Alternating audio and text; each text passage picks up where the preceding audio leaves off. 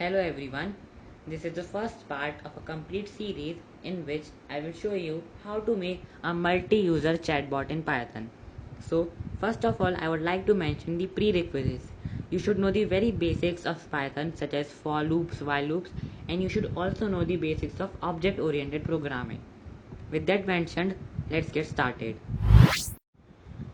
So we are going to create two modules, server.py and client.py. First of all, I am gonna complete the server side and then the client side. So let's create two modules, client.py and server.py. Now I am going to use Kinter module to build the graphical user interface or GUI for my program. So import Kinter as tk. Now we will instantiate a Kinter frame. Kinter frame basically helps us to display the root window. So window is equals to tk.tk. Now we will write window.title and then server. So basically we are naming the window as server. We are creating the title of that window as server. Now I would like to mention what a frame is. A frame works like a container for arranging the position of other widgets. Now what are widgets? Widgets are standard GUI elements such as buttons, labels, or basically any text display area or scroll bar. Now we will create three frames, top frame, middle frame and client frame.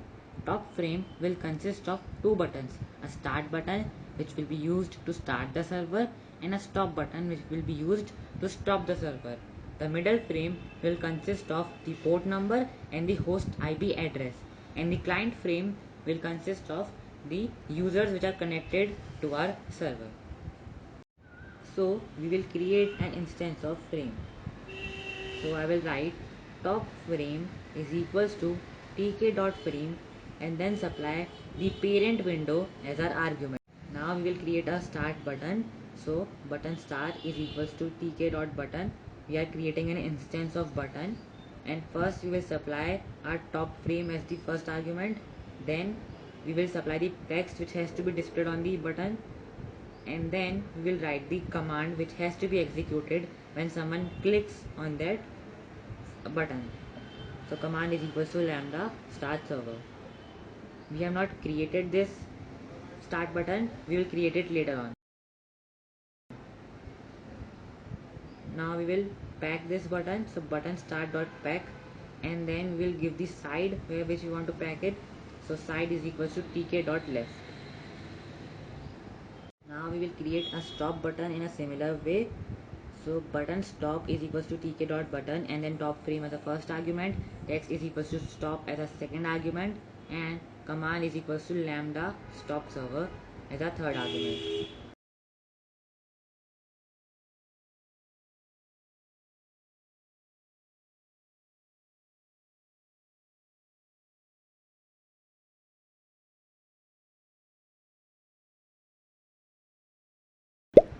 Now in this case we will supply an additional argument, that is the state of button.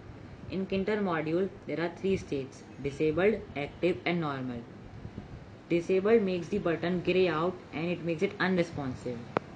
A button has the value active when mouse is hovering over it, and the default value of a button is normal. So we will write state is equals to tk dot disabled.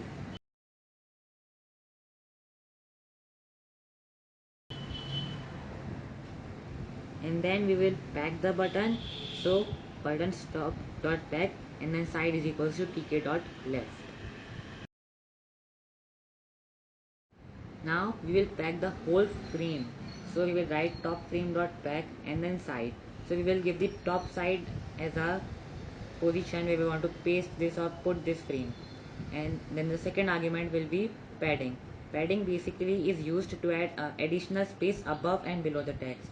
In this case I am giving it a paddy of 5,0.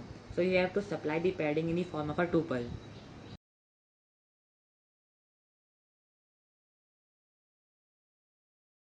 Now we will create a middle frame. So middle frame is equals to tk dot frame, and then we will supply the parent window. In this case it is window. Now I would like to talk about what a label is. A label basically implements a display box where we can place some text or images. So we are currently going to create two labels, label host and label port. Label host will display the host IP address and the label port will display the port number. So label host is equals to tk.label and then middle frame as a first argument and the text as a second argument. So text is equals to host and then the IP address, and then we will pack this label host to the left side of our middle frame. So label host dot pack side is equals to tk dot left. Now we will create a port label. So label port is equals to tk dot label and then middle frame as a first argument and then the text as a second argument, and we will pack this label also. So label port dot pack side is equals to tk dot left. Now we will pack the middle frame. So middle frame dot pack side is equals to tk dot top, and again we will supply additional padding. So in this case the padding will be the same 5,0, and now we will create the last frame, that is the client frame. So client frame is equals to tk dot frame, and again we are going to supply window as our parent screen or parent window. So client frame is equals to tk dot frame and then window. Now we are going to create a third label, label line. Label line is equals to tk dot label, and then the first argument will be client frame and the second argument will be a text. So text is equals to some asterisk and then the client list and then again some more asterisks.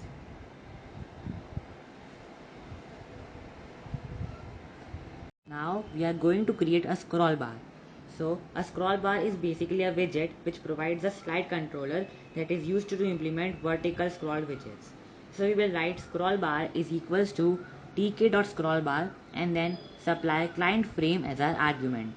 Now we will pack this scroll bar. So scroll bar dot pack and side is equals to tk dot right. So we are packing the scroll bar on the right side of our client frame, and then the second argument will be fill. So fill is basically used to color that widget. So fill is equals to tk dot y. Now we will create a text widget. A text widget is used for multi-line text area.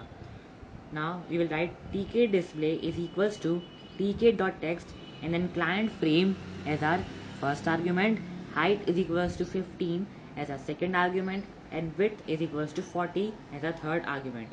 And again we will pack this we'll pack this widget.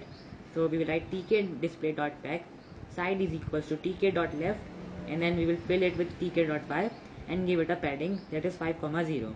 Now I am giving it a padding on the x-axis and not on the y-axis. Now I am also inserting some dummy data. So I will write tk display dot insert and then supply tk dot end as a first argument and then user1 slash n as our second argument. We will configure the scroll bar. So scroll bar dot configure and then command is equals to tk display dot y view. Now we will configure tk display. So tk display dot configure y scroll command is equals to scroll bar set, and then we will give the background, highlight background and the status disabled. Now the reason we are giving the status disabled is because we don't want anyone to change that display, because that display will show the names of the users and we don't want anyone messing with it. And now we will pack the whole client frame.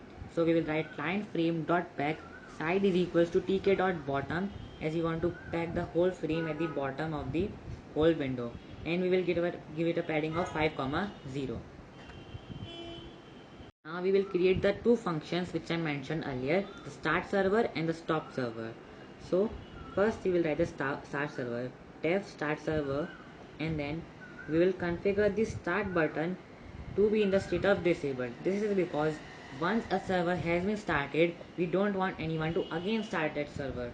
So we will write button start dot config and state is equals to tk dot disabled, and then we will make the stop button as normal. So button stop dot config state is equals to tk dot normal. Now we will create the stop button. So def stop server, and then we will make the start button as normal.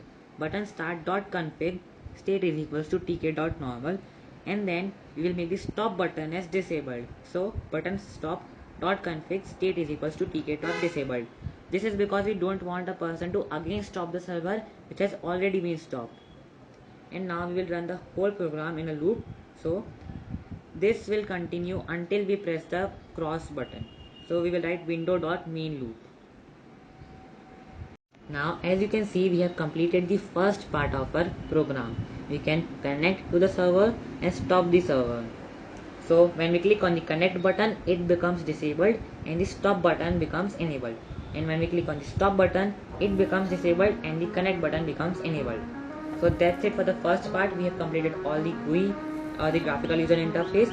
Now in the next video, I will show you how the server will be. Thank you and have a nice day. Stay tuned for my next video.